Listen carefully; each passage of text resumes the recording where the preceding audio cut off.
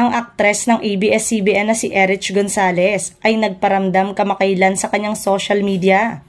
Nagpost siya ng larawan ng kanyang sarili sa kanyang official Facebook page na tila nagpaparamdam ang aktres sa muling pagbabalik nito sa ABS-CBN sa susunod na taon. Bumaha naman sa comment section ng post ni Erich ang mga pagbati at komento na eto na nga ba ang hudyat na magbabalik muli ito sa showbiz sa Kapamilya Network.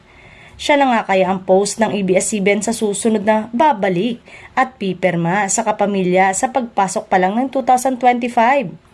Samantala, ipinahayag ng ilang fans kung gaano nila na-miss si Erich na hindi pa nakikita ngayong 2024.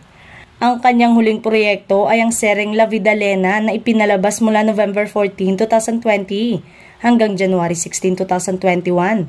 At June 28, 2021 hanggang February 4, 2022. Ilang netizen ang nagpost ng hindi ka na namin nakita simula noong huling teleserye mo.